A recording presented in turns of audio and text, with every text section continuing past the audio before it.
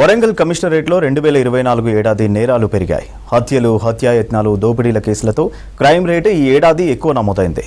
Ever విక్టోరియస్గా నిలిచిన వరంగల్ కమిషనరేట్కు నేరాల నియంత్రణలో 2024 చేదు అనుభవం మిగిల్చింది.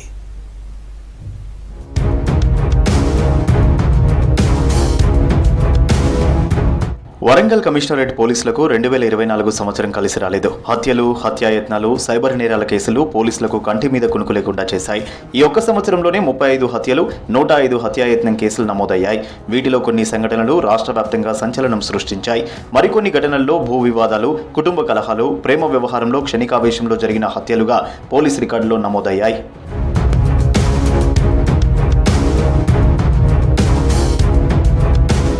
వరంగల్ కమిషనరేట్లో జరిగిన కొన్ని ఘటనలు రాష్ట్రమంతా ఉలిక్కిపడేలా చేసింది. జూలై 11వ తేదీన చెన్నారావుపేట మండలం చింతల్తండాలో జరిగిన జంట హత్యలు సంచలనం సృష్టించాయి. ఓ ప్రేమోన్మాది ఇంట్లో నిద్రిస్తున్న తన ప్రియురాలు దీపికతో పాటు ఆమె తల్లిదండ్రులు శ్రీను, సుగుణపై కత్తులతో దాడి చేశాడు. ఈ ఘటనలో తల్లిదండ్రులు ఇద్దరూ అక్కడికక్కడే మృతి చెందారు. ఆ యువతి, అతని సోదరుడు తీవ్ర గాయాలతో బయటపడ్డారు.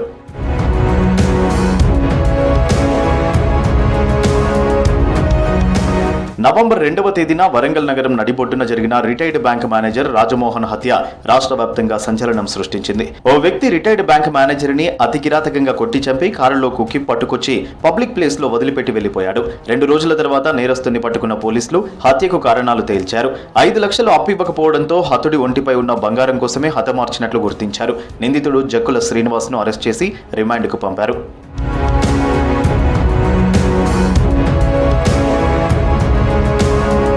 మటెవాడ పోలీస్ స్టేషన్ పరిధిలో జరిగిన హత్య కలకలం సృష్టించింది. ఈ నెలలో మిల్స్ కాలనీ పిఎస్ పరిధిలో బీహార్కు చెందిన యువకుడు దిల్కుష్ కుమార్ను ఓ వ్యక్తి తన భార్యను చూస్తున్నాడన్న నెపంతో ఐరన్ రాడ్తో కొట్టి చంపాడు. గత జూలైలో సుబేదారి పోలీస్ స్టేషన్ పరిధిలో జిల్లా కోర్టులో పనిచేసే ఓ మహిళను భర్తే హత్య చేసి స్వయంగా అతడే పోలీసులకు ఫిర్యాదు చేశాడు.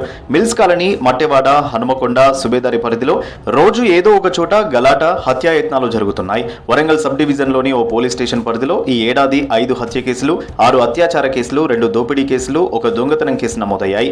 అయితే ఆ పోలీస్ స్టేషన్ సెటిల్మెంట్లకు అడ్డాగా మారినట్లు ఆరోపణలు వినిపిస్తున్నాయి. కమిషనరేట్ పరిధిలోని చాలా పోలీస్ స్టేషన్లలో ఇదే తీరుగా ఉందనే విమర్శలు ఉన్నాయి.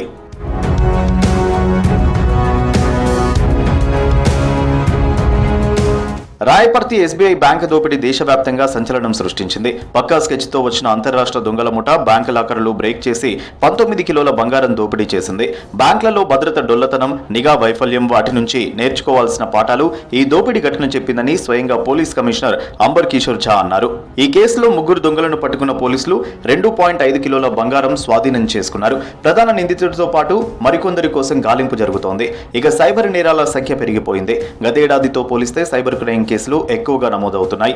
గంజాయి అక్రమ రవాణా కేసులు అలాగే ఉన్నాయి. పోలీసులు ఎంత కట్టడి చేసే ప్రయత్నం చేసినా ఏదో ఒక రూపంలో గంజాయి రవాణా జరుగుతోందనే విమర్శలు ఉన్నాయి. ఇలా హత్యలు, దోపిడీలు జరిగిన తర్వాత నేరస్తులను గుర్తించి పట్టుకుంటున్న పోలీసులు నేరాల నియంత్రణలో డీలా పడిపోతున్నారనే అపవాదు మూట కట్టుకుంటున్నారు.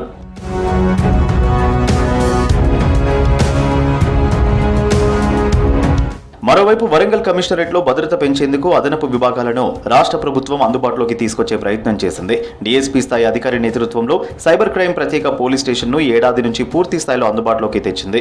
అలాగే గంజాయి, డ్రగ్స్ లాంటి మత్తు పదార్థాల నియంత్రణ కోసం నార్కోటిక్ పోలీస్ స్టేషన్ను కొత్తగా వరంగల్ కమిషనరేట్లో ఏర్పాటు చేశారు. ఈ మధ్యనే వరంగల్ పర్యటనలో ముఖ్యమంత్రి రేవంత్ రెడ్డి ప్రారంభించారు.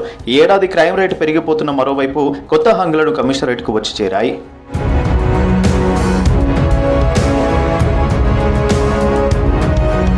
వాస్తవానికి వరంగల్ పోలీసులకు నేర పరిశోధనలో ప్రత్యేక గుర్తింపు ఉండేది. నక్సల్ సేరివేత, నేరాల నియంత్రణకు ఒకప్పుడు వరంగల్ పోలీసులు అంటేనే రాష్ట్రంలో స్పెషల్ మార్క్. అలాంటి పోలీసు వ్యవస్థ ఈ ఏడాది నేరాల నియంత్రణలో వెనుకబడిందనే విమర్శలు వినిపిస్తున్నాయి. కొత్త సంవత్సరంలోనైనా మళ్లీ తమదైన మార్కును వరంగల్ కమిషనరేట్ పోలీసులు చూపిస్తారని ఆశిద్దాం.